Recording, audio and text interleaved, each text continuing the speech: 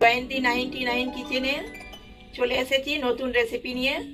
আপনারা দেখতে থাকুন। তো সিমই বানানোর জন্য কি কি উপকরণ লাগে আপনাদেরকে দেখিয়ে দিচ্ছি। তো সিমই বানানোর জন্য নতুন পদ্ধতিতে আমি সিমই বানাচ্ছি।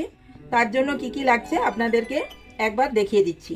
কিশমিশ, কাজু, ভাজা সিমই, চিনি, নুন, ঘি, তেজপাতা, এলাচ। আমি হাফ লিটার দুধ নিয়ে নিয়েছি আর এক বাটি সিমই নিয়ে নিয়েছি। সিমই বানানোর জন্য আমি গ্যাস জ্বালিয়ে নিলাম, দুধটা বসিয়ে দিয়েছি। দুধটা ফুটলে তারপরে দেবো সিমই।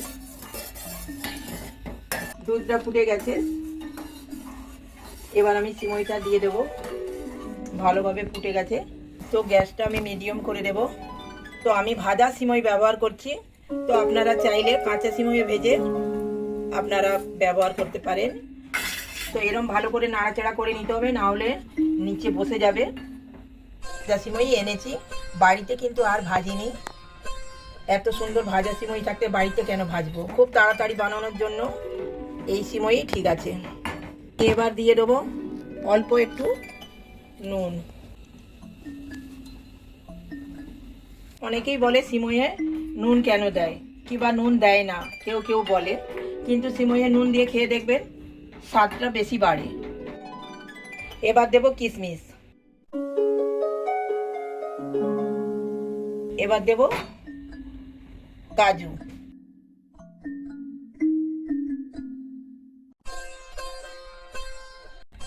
আমি দুটো এলাচ দেব। বেশি দিলে গন্ধ খুব বেশি ঝাঁঝ হবে। তো তেজপাতাটা আমার ভাজতে লাগবে না, আমি সব উপর থেকেই দেব। এরকম নাড়াচাড়া করে নিতে হবে। চিনি স্বাদ মতো দেব। তো আপনারা যেরকম মানে যতটা পরিমাণে আপনারা বানাবেন সেই অনুযায়ী স্বাদ মতো আপনারা চিনি দেবেন। অল্প একটু ঘি দেব, খুব বেশি ঘি দেব না।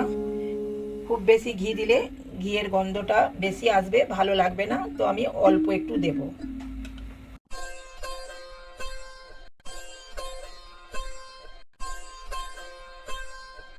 সিমইটা আমার এমনি হয়ে এসেছে, তো এটা আরো ঠান্ডা হলে এটা বসে যাবে।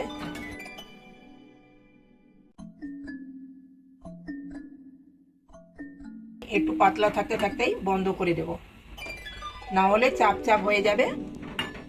দেখুন কত সুন্দর হয়েছে। দেখুন সিমই আমার বানানো হয়ে গেছে খুব অল্প সময়ে। দেখুন কত সুন্দর হয়েছে, গন্ধও খুব সুন্দর বেরিয়েছে।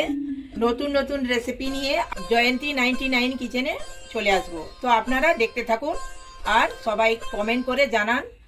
ভালো থাকুন, সুস্থ থাকুন।